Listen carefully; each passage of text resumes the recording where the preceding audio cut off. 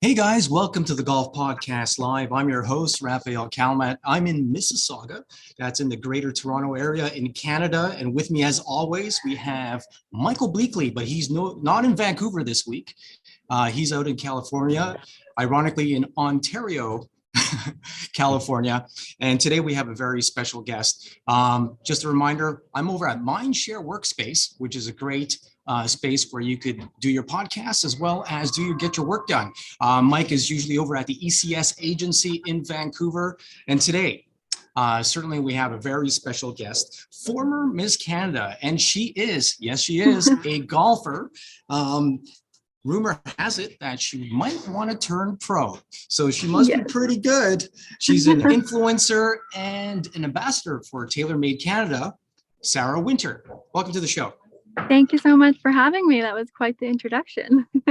Oh, yeah. Thanks for coming, Sarah. That was amazing. Quickly, I just want to make a dedication. I lost my father a few days ago, so this show's for him. I know he's watching from up there.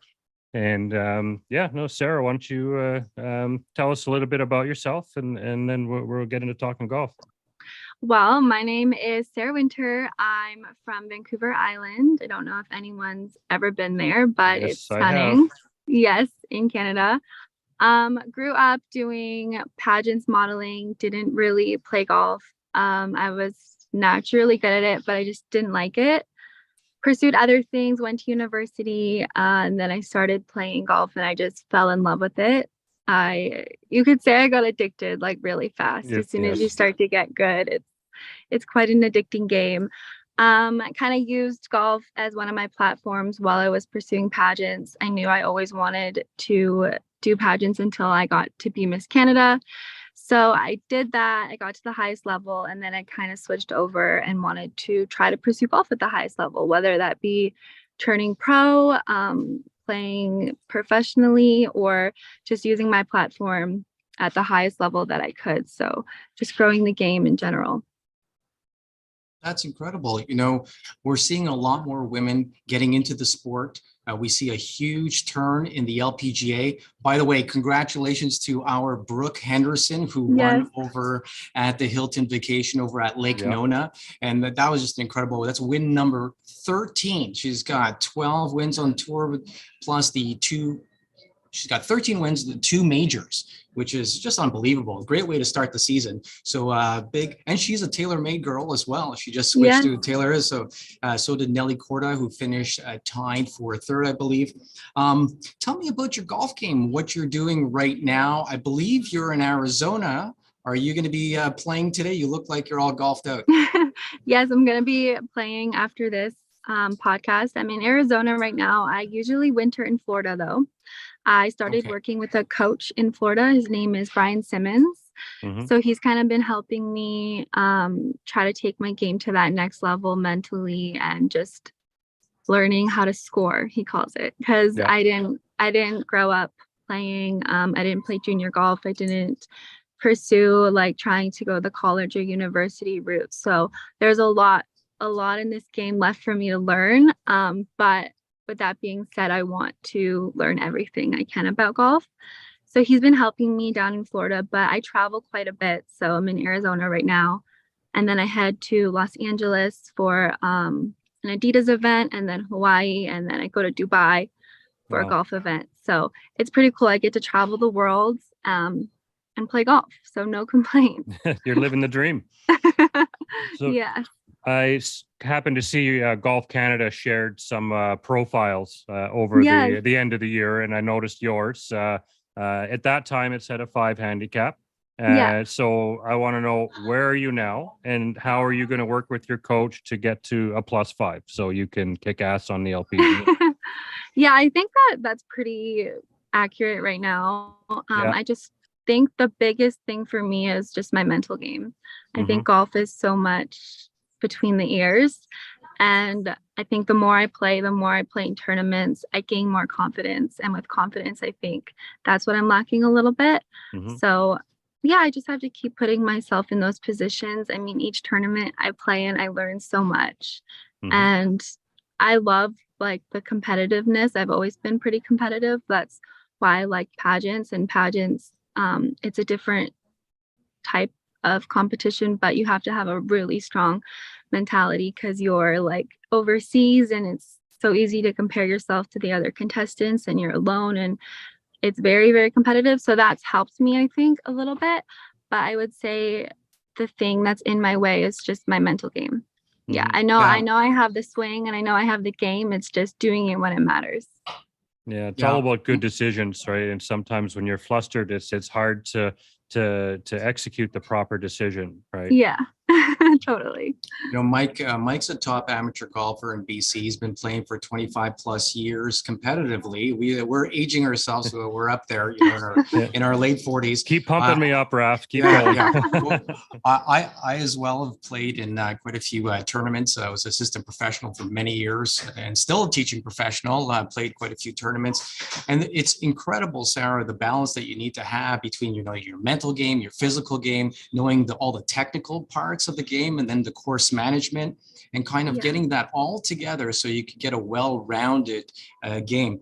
You know, I'm wondering how your experience in life, being Miss Canada and other ventures that you've done, how does that translate into golf? Like, what can you pull from those things and put them into golf? Well, I know there's like some sort of stat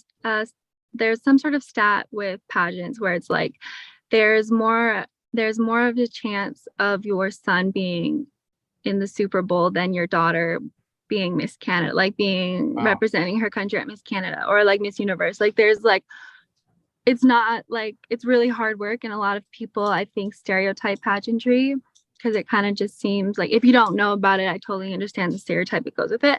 But that was like one, if not the hardest thing that I've ever done in my life. Like the dedication and the commitment that you have to put yourself through to get to that level is insane. So I think me experiencing that made me realize that like anything that I set my mind to, I really do think that I can achieve.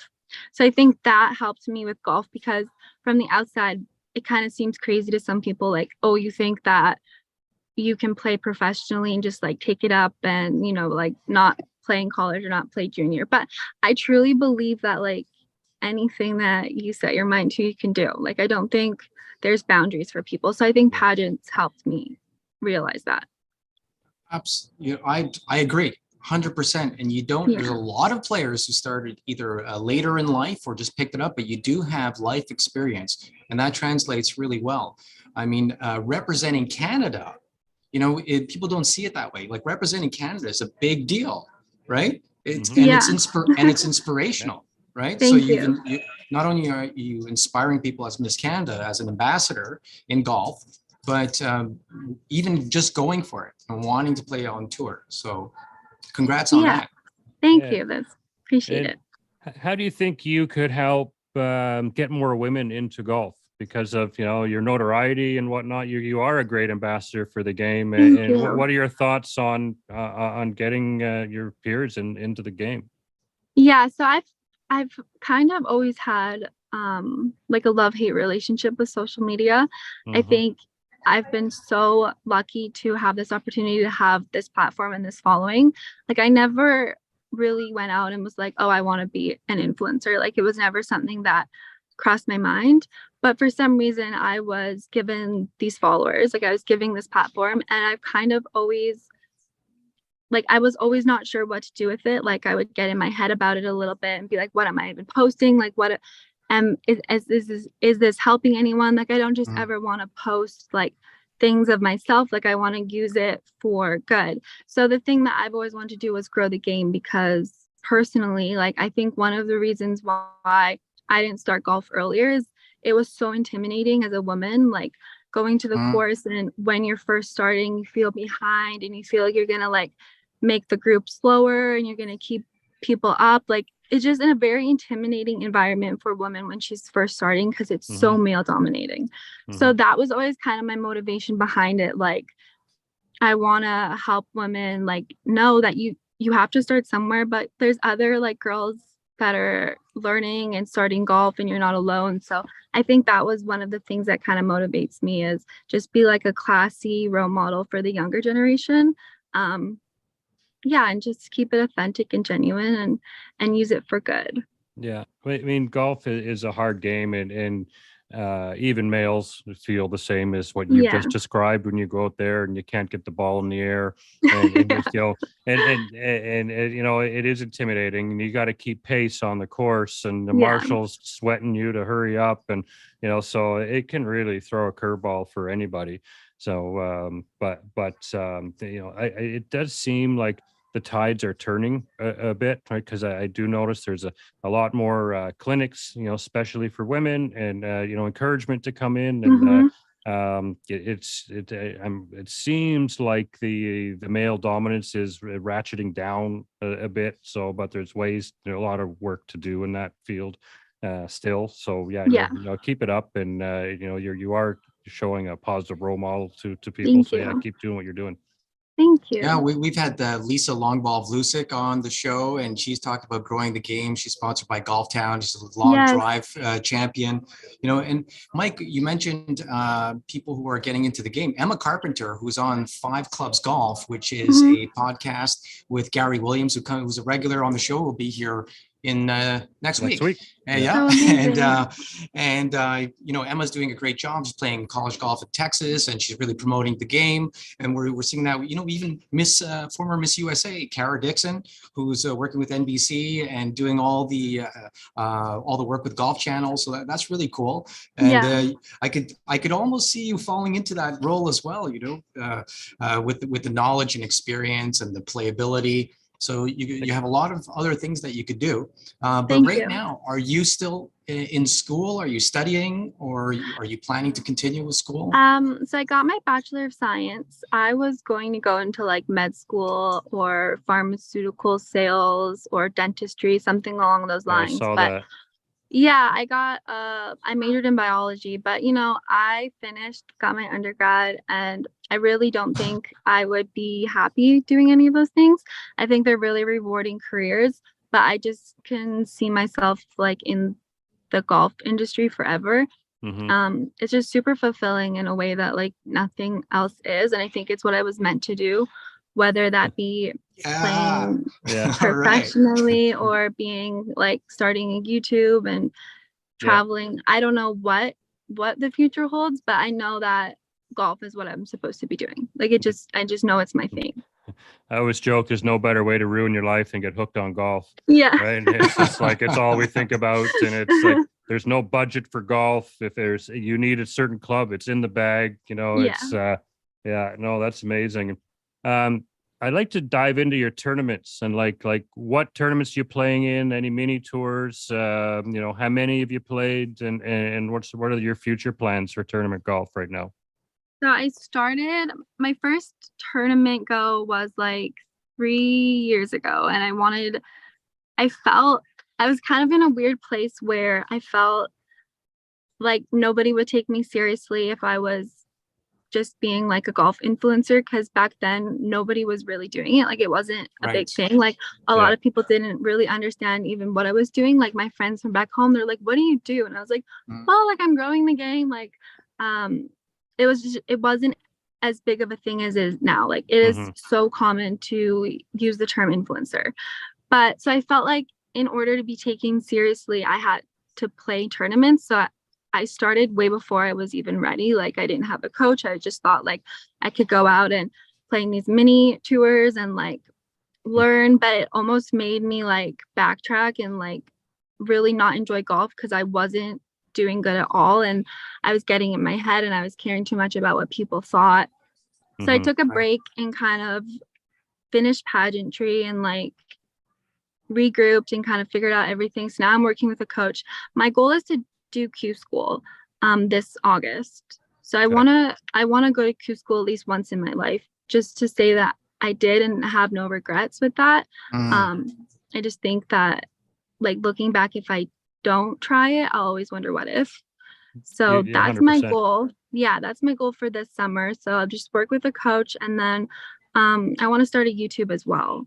So that will be happening this year. So just not putting so much pressure to like be perfect, because perfect doesn't exist in golf. No, 100%. I want to kind of like start a YouTube and take my followers along the journey of me trying to pursue pro golf. I think a lot of people can relate to that, and you know, show the bad rounds, like show me grinding, show me traveling alone, like be more real.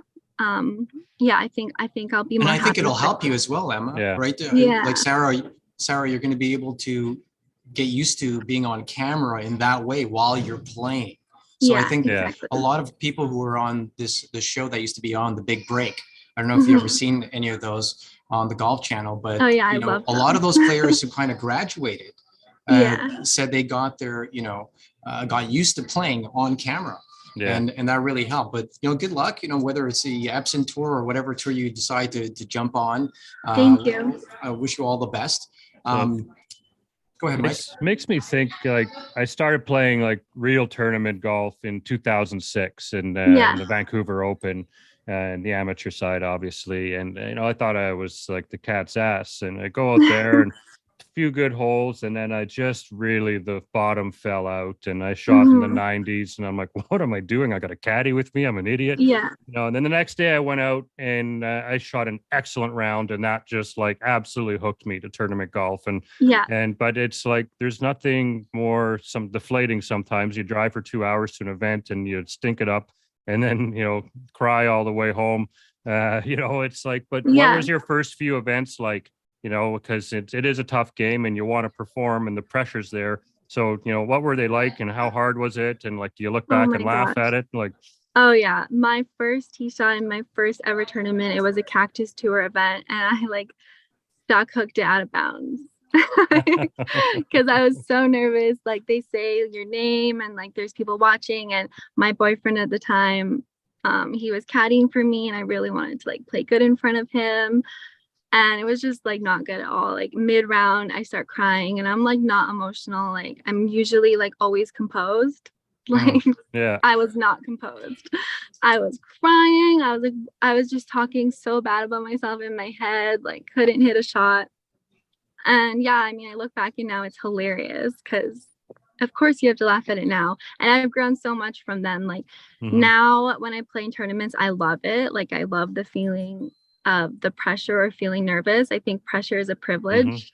And if you are in a situation where there's pressure, you're lucky. So I have such a different mindset now. But yeah, my first tournament was not very good. But you have to do that. That reminds me, Sara, I had the same thing happen to me. My first Ben Hogan event. You know, I was playing as an assistant, and I thought they were going to call my name out on the first tee. That's so ridiculous. Like, you need to show up. No one's calling your name out at these tournaments. So I got a 2-stroke penalty. Then I hooked it on a par 4 into the cornfield on the OB. And that's how I started. So with 2-stroke penalty, another 2 strokes, I was always 4 over going on the second tee box. You haven't even walked on the fairway yet. Oh my gosh, I can relate. So don't feel terrible. But that brings us into a segment that we do called Funny and Embarrassing Golf Stories. Everyone does it. You know, when I say funny or embarrassing, what's the first thing that comes to mind? Whether it's in a tournament, or maybe you played with a notable player, or maybe when you got started. So what's the first thing that comes to mind when I say funny and embarrassing golf story? Funny and embarrassing golf story. Probably the first one that comes to mind is just like my first tournament, duck hooking it out of bounds. Right. Just because it's my first tournament, so that will always stick in my head. But I did play in the Aramco like Ladies European Tour event in New York. Nice. And oh wow! Really? I got to play in that as an amateur. So I played alongside some of the pros. And I got to like shoot some content and stuff with them. So that was really cool. And I forget which day it was, but one of the days I hit a really thin shot into like the camera stand because there was like live cameras and stuff, but you're on TV that one. So that was pretty embarrassing. It wasn't like too much of a crowd, but I was pretty embarrassed. I had to like walk over, my caddy had to find it, and like it wasn't I'll tell you, Mike and I have had some guests on who are former PGA Tour players playing the biggest events, and they're telling us stories about hitting fans, knocking them out, having to go to the hospital. Those are all feel terrible. It's a humbling sport. Oh, it is. And just as soon as you think you've got it and you're making headway, you shoot your best round ever, and then it's just boom, rips the carpet out from underneath your feet, and so it's forever humbling, and and we're forever learning with it. Mm-hmm. You'll never really have it figured out, I don't think. No. So tell us about Taylormade. How did that come about? And working with them and what that looks like. Yeah, Taylormade Canada reached out to me like 3 years ago, and it's been great. I've always loved the company. I think they're doing amazing things for golf, and I've been lucky to partner with them, and we do giveaways and just make some really good content. But right when I started with them, we had a lot of plans, but then COVID hit.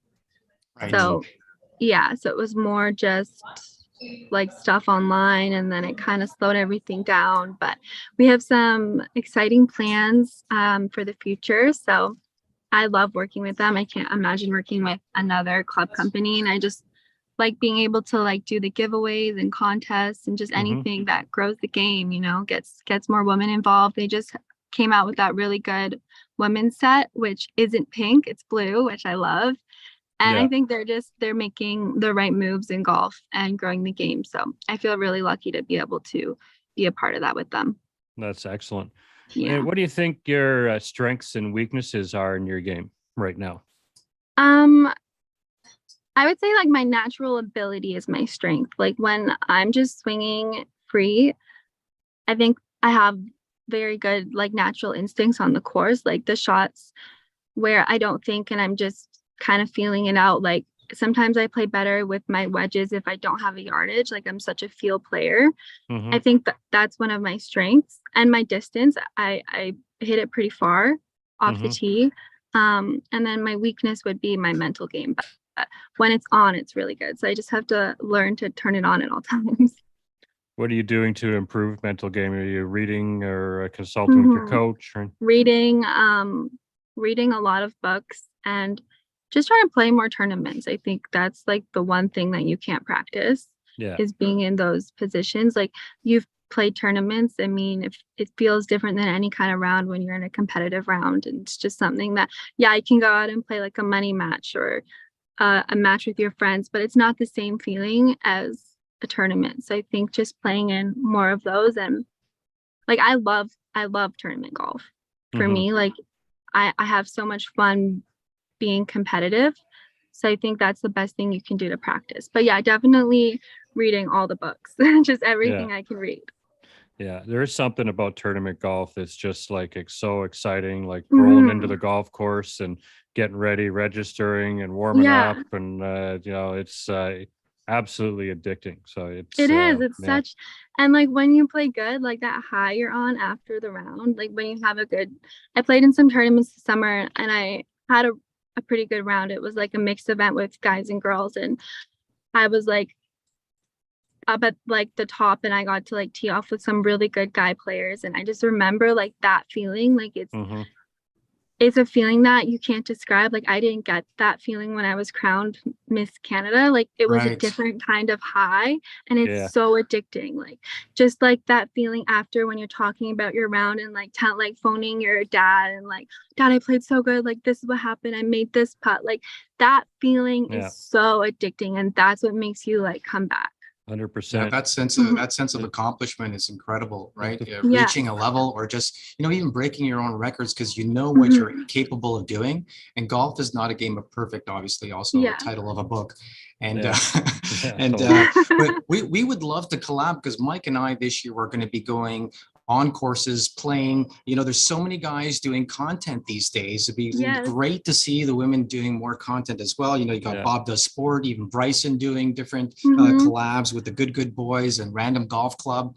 And obviously we love watching those things, and they're kind of fun. We're in talks with Fraser Mulholland from Vancouver Golf Tour. I know very well about shooting some unique matches, with pros. Those are the tournaments I played in the summer. You did VGT? Okay, yeah, good. It's an amazing tour they have going. Like Yeah. So No, good. he's a good buddy of mine, and yeah, I've been out on that. So the last couple of years, I backed off. I had a couple operations in the last 18 months, so I just kind of affected my strength. So I'm getting back. I'm ready to start teeing it up more this year. Nice. Love to hear that. Yeah. So, but we're definitely we've got some unique matches that we want to execute, and and Fraser's going to get involved with that, and maybe some alumni, if everything goes well, can maybe get Nick or one of the Adams, or and so yeah, there's more to come there. So we'd love to have you involved with that down the road. Absolutely. If you're up in I'll BC, I'll get you guys on my YouTube. We'll have a match. Yeah, well, we'll do a collab. We'll get our team of camera people out as well, and we'll just do a collab. That'd be awesome. Yeah, perfect. Sure. Well, Sarah, I'm sure you want to say maybe thank you to a couple of people who helped you get to where you are today with the things that you've done and accomplished. Any shout outs you want to give before we start wrapping things up? Definitely my dad. He's put up with a lot. But I wouldn't be where I am without him. So shout out to Robert Winter. Nice. There you go, Mr. Winter. I'm sure he appreciates it. He'll be watching this. He's got to be pretty excited to have you hooked on golf. I'm assuming he's an avid golfer himself. Oh, he's an addict. Loves the game. Yeah. He's playing right now, actually. Oh, good. He's waiting for you. Couple fun stuff. Like what's in your iPod? What do you jam when you're practicing? Country music. What? Nice. That's a surprise. Yeah, I didn't expect that. So I love country music. It calms me down. It puts me in a good place. Yeah. Okay, good. Right on. What do you guys listen to? I'm a deep house kind of guy, right? So both Raph and I are DJs. Like that's how we met. Really? That's way back. Yeah. And so it's I've always spun house music, and for me, like just good sets, and I'll just put my headphones on and hit the short game area, and and I'll evaporate hours over there, just like. You'll have to send me some songs. 100%. I'll give you a few links from my SoundCloud, and perfect. I just find there's something subliminal about it, and it just keeps me in a good mood, and just the soulful beats, and it's just great practice music. So I'm into everything pretty much these days, except for really heavy metal or anything like that. But I'll listen to pretty much everything. Getting into the oldies as well. Yes. And funny enough, my wife and we started listening to some country. I know, Mike, you're going to hate me, but I have been listening to some country. So, but just to get back to your swing, just before we wrap it up, I've been looking at your swing, Sarah, and as an instructor and somebody who's been like analyzing and looking at swings for now, it's my 23rd year coaching. Okay. It's a great swing. It's a great. You got a solid stance. What a great extension through impact. You're positioning to get the ball. Like I could really see how you hit it out there.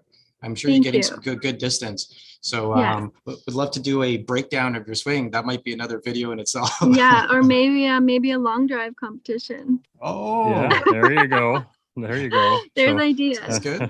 Sounds good. Sounds good. I give you you probably outdrive me these days. So, but no, I don't hit it too far, but I'm learning to use my lower body more. I think that's key. Really, I've never really been taught that. I'm very arms. I have long arms, so it's amazing how much more you can get out of your legs. Oh, ground force takes a while. Yeah, it takes a long while. Hard. Yeah. It's really hard to do. Like I always lead with my arms. So like I'm just learning to really like use the ground. It's almost like you're pushing off of the ground. You are.